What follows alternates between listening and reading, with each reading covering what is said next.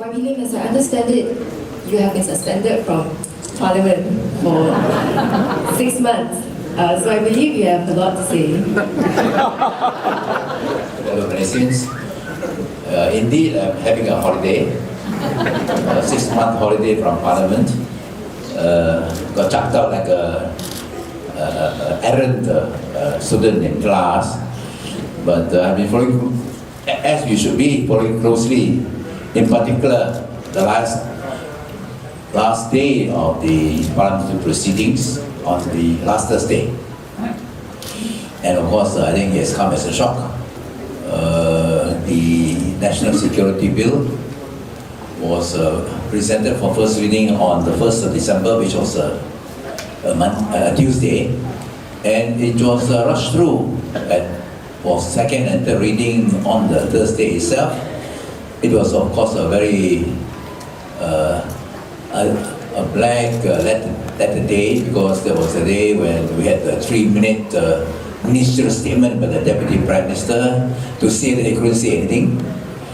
I don't know why he need to make a ministerial statement to say he couldn't say anything, because allegedly he was up to DC, and it was not up to DC, because there's nothing to do with any court proceedings. Secondly, it was the case of Nurul Izzah being referred to the Committee of Privileges for having a photograph taken with Jaisal Kiram, and from a speech that the Prime Minister delivered today, where he condemned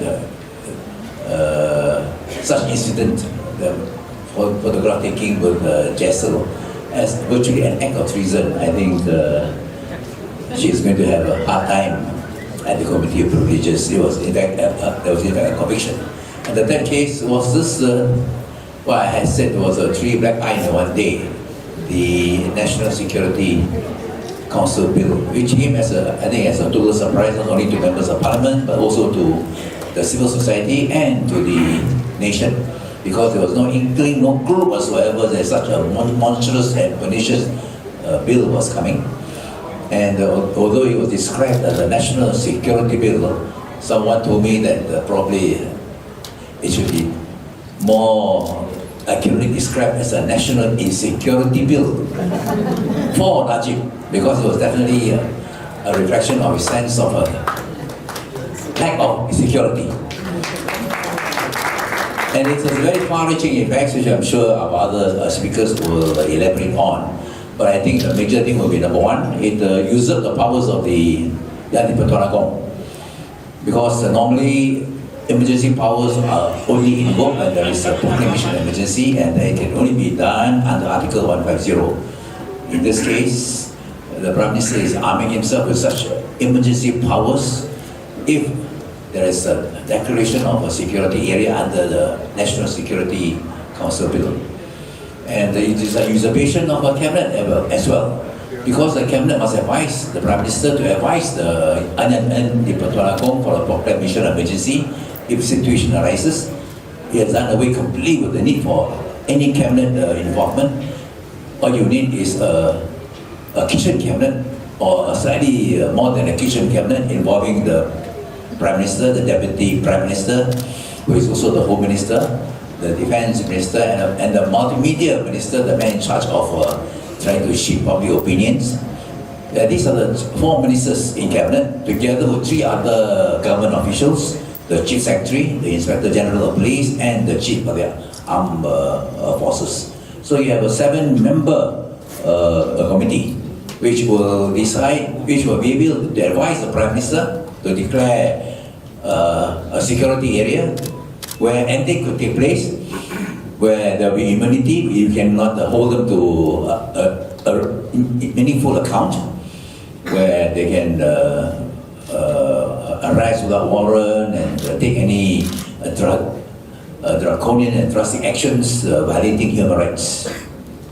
And it is usurpation of the powers of Sabah and Sarawak with regard to autonomy powers, because more and more, as we can see, these are becoming the major issues in Sabah and in Sarawak, greater autonomy. In particular, in Sarawak, we are talking about the education, the use of English, question of NCR, National customary, native customary rights land and allocation of resources, 20% of petroleum oil. Time will come when this has nothing to do with national security. But if you look at the bill, what is national security? It will appear that it will cover anything under the sun. And it refers to sovereignty, territorial integrity, defense, which are very safe areas. Socio-political stability. What do you mean by socio-political stability? If you're not happy with the Najib, is a threat to socio-political stability and therefore a threat to national security. Economic stability. 2.6 billion ringgit donation scandal. The one MTB scandal. Are these threats to economic stability, strategic resources, national unity? There's even a more, a wider, completely difficult to pin down, and other interests relating to national security. So when they can advise the Prime Minister that national security is at stake, declare a security area, and then I say hell will break loose. Hell will break loose.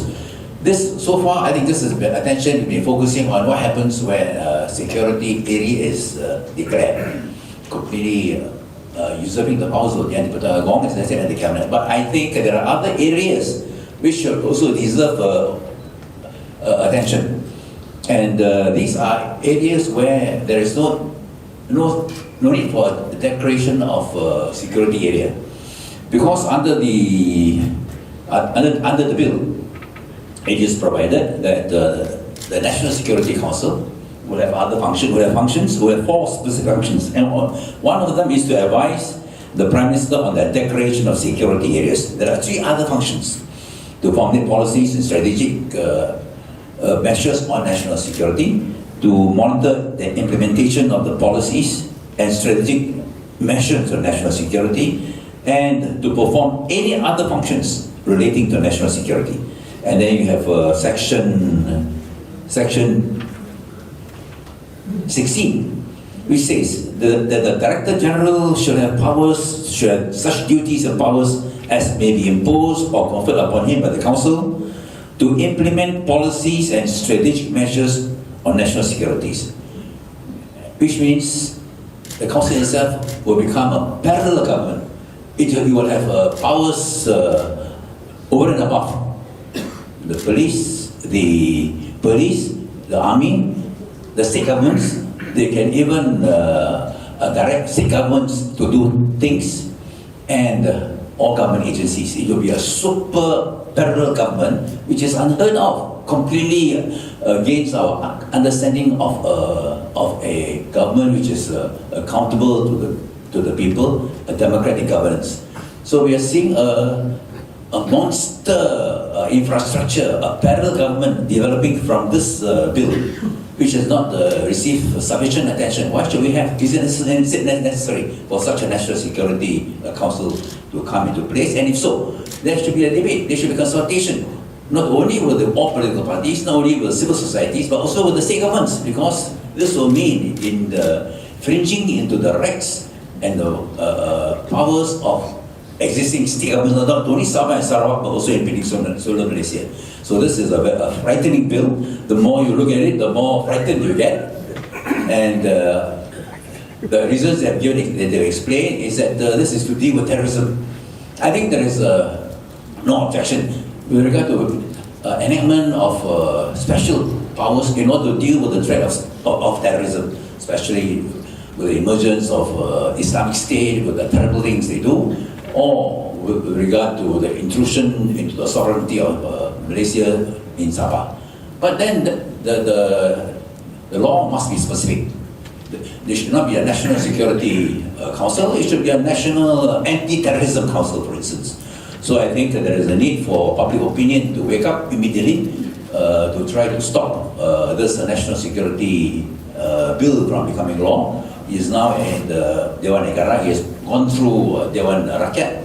He is now in Dewan Negara. And I hope that the Prime Minister will withdraw it. The whole idea is to fight the national terrorism mandate so that it is specifically dealing with terrorism and not a very wide ambit, and otherwise I think our lawyers or society activists and leaders will have to think in terms of how to challenge it in a court of law. Finally, I think it's the most unfortunate. Today is an important day, Human Rights Day. We should be celebrating human rights. Instead, we are seeing probably the darkest day for human rights in terms of legislation. I think this is the biggest threat to human rights and civil liberties that we are facing as far as the National Security Council bill is concerned. And with that, I think I'll pass it to the other speakers.